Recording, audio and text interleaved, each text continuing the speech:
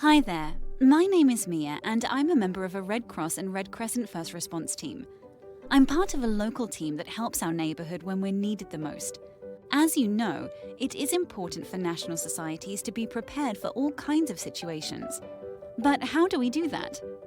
The Preparedness for Effective Response approach contributes to strengthening the national society's overall response capacity. We've prioritised key activities for better preparedness. These key activities are based on our auxiliary mandate, the risks we are facing, and our overall capacity. Two of the first things we looked at were our contingency plan and our business continuity plan. In this short video, I want to tell you more about these two plans, which are related but have different purposes. The contingency plan prepares an organization to respond well to an emergency and its potential humanitarian impact. The business continuity plan is a tool to ensure that the national society systems continue to function during times of crisis. What is contingency planning? Contingency planning ensures that we know what to do when we receive an early warning or the moment an emergency strikes.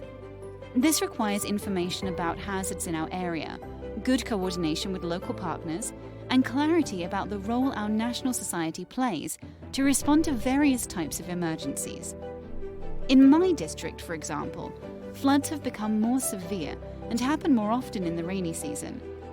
They regularly trigger cholera outbreaks and loss of livelihoods. We've planned for this scenario in our contingency plan. The plan outlines how to prepare for and respond to the floods, their compound effects and related emergencies, and allows us to jump into action more effectively in an emergency. What is business continuity planning? The business continuity plan is a tool to ensure that the national society systems continue to function during times of crisis. For example, ensuring access to resources and that response teams can communicate with emergency operational centers and resume business processes when its programs have been disrupted unexpectedly. How will we as an organization get through a crisis? How will we continue to provide humanitarian services? Who will deliver goods if our usual cargo companies are affected? How will we cover our costs if the banks are closed or our donors can't send us money?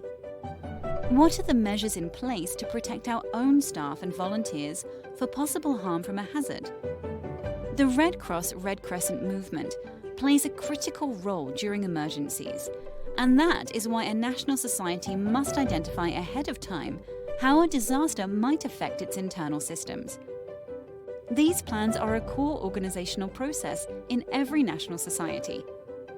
Because I can assure you, time spent on planning leads to time saved when a disaster occurs.